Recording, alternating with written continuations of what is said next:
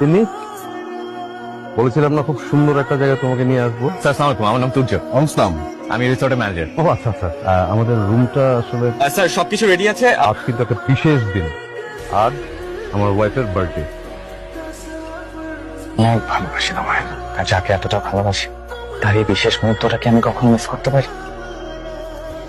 আমি তোমার কাছে হাজার হাজার মুহূর্ত চাই না, তোমার হৃদয় থেকে যাওয়ার মতন কয়েকটা মুহূর্ত চাই, যেন আমি যদি হারিয়েও যাই এই মুহূর্তগুলো যেন আমাকে তোমার কাছে বাঁচিয়ে রাখে। ওকে, তাহলে আমরা একটু রুমে যাই না? জি স্যার, এসো।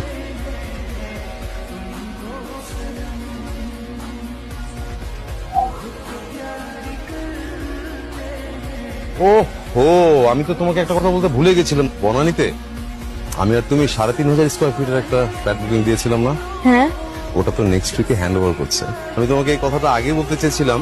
লিভিং রুমটা তো বেশ বড়, ওখানে বিশাল দুইটা সোফা থাকবে, 90 ইঞ্চিস একটা টেলিভিশন, এবার খেলা দেখবো, গান দেখবো। আর ওখানে আমি জয়েন করছি এখনই। হ্যাঁ ঠিক আছে।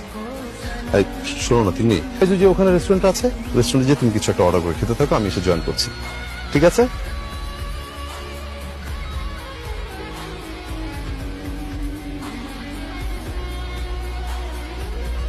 আমার জীবনে তো সবকিছুই হলো, তো বড় বড় স্বপ্ন যদি দেখবে, তাহলে আমার মতো একটা সাধারণ ছেলেকে নিয়ে একটা সাধারণ স্বপ্ন কেন দেখেছে? আমার ছোট্ট একটা সংসার, আর আমাদের সেই ছোট্ট সংসারটা হবে ছোট্ট একটা চিলেকোঠায়। আর সেই চিলেকোঠায় কি থাকবে জানো? কি? একজোড়া বেতের সোফা, আর তার সামনে থাকবে ছোট্ট একটা টিভি। ছোট্ট টিভিতে সারা রাত সত্যজিৎ রায়ের ছবি দেখবো।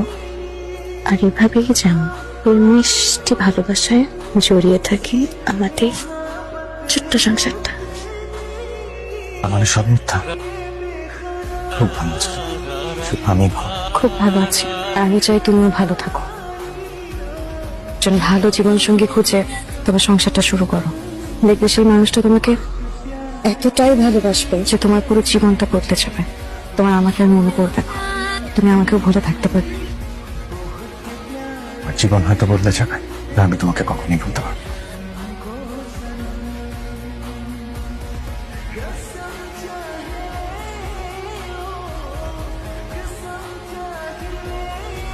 এই হলো আমাদের একটা সমস্যা, আমাদের কোনো টাইম সেন্স নেই, টাইম ম্যানেজমেন্টটাই আমরা ঠিক মতো বুঝি না। সকাল ৮টার নাস্তা করি সকাল ১১টায়, ১টার লাঞ্চ করি আমরা বিকাল ৪টায়। এই জন্য তো আমরা এত পিছিয়ে আছি। তোমার আর কত